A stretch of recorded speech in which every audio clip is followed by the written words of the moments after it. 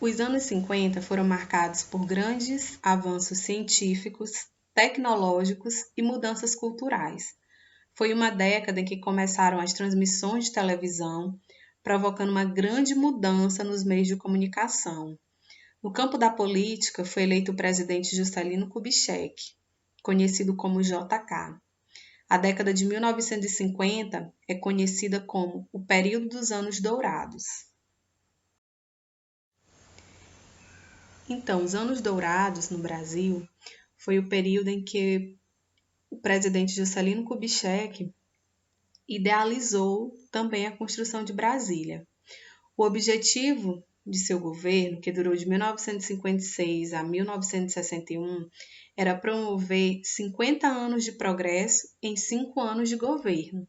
Para isso, o JK procurou cumprir um plano com 31 metas de desenvolvimento nos setores de energia, transporte, alimentação, indústrias de base e educação. Muitas indústrias foram instaladas na região Sudeste, que atraiu pessoas de todo o país em busca de empregos e melhores condições de vida. A maior parte delas migrou da região Nordeste para os estados de Minas Gerais, Rio de Janeiro e principalmente São Paulo. Além de estimular o crescimento da indústria nacional, sobretudo de automóveis e eletrodomésticos, o governo de Juscelino Kubitschek foi responsável pela construção da nova capital do país em uma área desmembrada do estado de Goiás. A capital, que recebeu o nome de Brasília, atraiu a migração de trabalhadores do Norte e Nordeste, os chamados candangos, e facilitou a integração regional no interior do país. Graças a essas modernizações e à sensação de otimismo entre os setores da população, o período da administração JK foi chamado de Anos Dourados. Apesar da industrialização crescente, o acesso ao consumo era restrito apenas a uma parcela da população. Além disso, houve inflação alta e o aumento da dívida externa. Observem na foto, na primeira, Juscelino Kubitschek observando o mapa da estrutura de como ia ser a cidade de Brasília. No trecho tem uma placa de onde ia ser construída a Avenida Monumental. Na segunda imagem, observamos um migrante, que era chamado de candango na época, e interessante que vocês podem observar uma placa em forma de seta.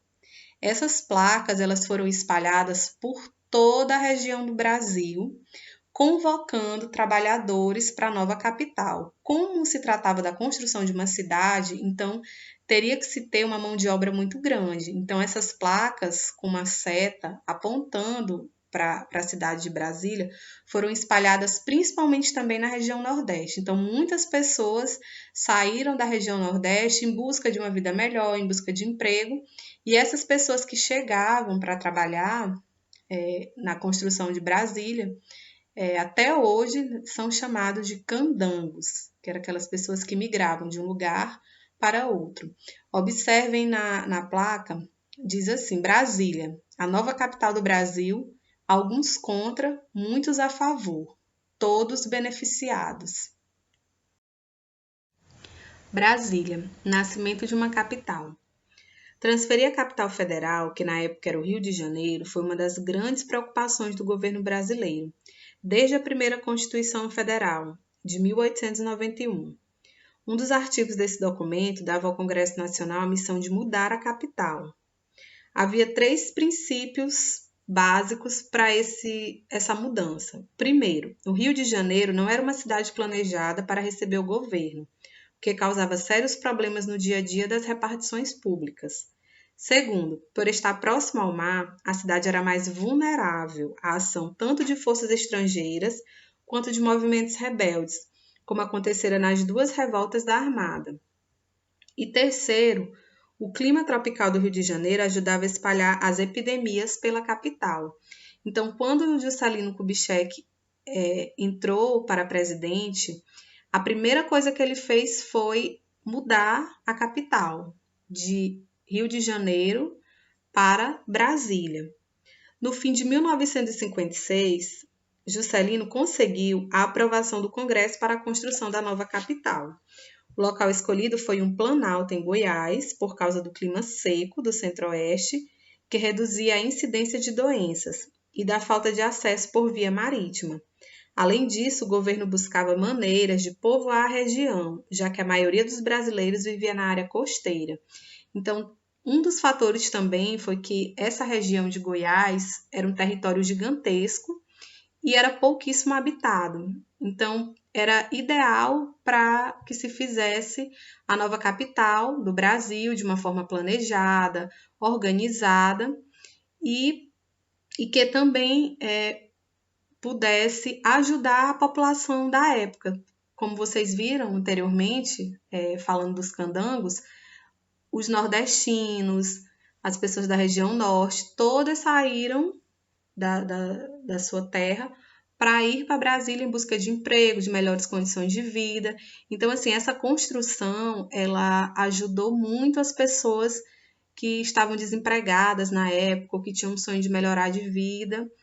E um dos fatores também com relação à construção de Brasília foi que a cidade do Rio de Janeiro ela já não tinha mais estrutura para receber também os órgãos públicos, as sedes dos órgãos públicos, ficava tudo muito longe. Então, foi uma das ideias de Juscelino Kubitschek, que na época, né, ele foi considerado até hoje um presidente muito visionário, uma pessoa que teve uma visão além dos outros presidentes, de construir, né, de deixar esse legado que foi a nova capital do Brasil. Conhecido no cenário nacional, Oscar Niemeyer participou de um concurso promovido pelo governo para ser o arquiteto da nova capital, e foi o vencedor. São de sua autoria os principais prédios da cidade, como o Palácio do Alvorada, o Palácio do Planalto e o edifício do Supremo Tribunal Federal. Já para o planejamento urbano, o vencedor do concurso foi o urbanista Lúcio Costa. O plano piloto, como era chamado o projeto de Lúcio Costa, previa tudo o que é preciso para compor a cidade que seria sede do governo. Prédios administrativos, grandes avenidas, moradias para funcionários públicos e espaços para abrigar todo tipo de serviço, como escritórios, gráficas, lojas, hotéis, hospitais e supermercados. Além disso, as construções ficaram em setores distintos, de acordo com sua finalidade. Assim, há em Brasília setores comerciais e setores residenciais, e não há tradição de divisão em bairros, como na maioria das cidades brasileiras. Observem na imagem o projeto chamado Plano Piloto. Observe que a cidade foi construída com a forma de um avião, que é um símbolo da modernização do período. Brasília foi decretada Patrimônio Cultural da Humanidade em 1987, graças a seu conjunto arquitetônico, ou seja, graças à sua arquitetura inovadora, moderna, tudo obra de Oscar Niemeyer e Lúcio Costa. Brasília é um marco da arquitetura e urbanismo modernos no Brasil. Então, crianças, vamos exercitar o que vocês aprenderam na aula de hoje nas páginas 93, 94 e 95 do seu livro de história. Que todos tenham um excelente dia, bons estudos!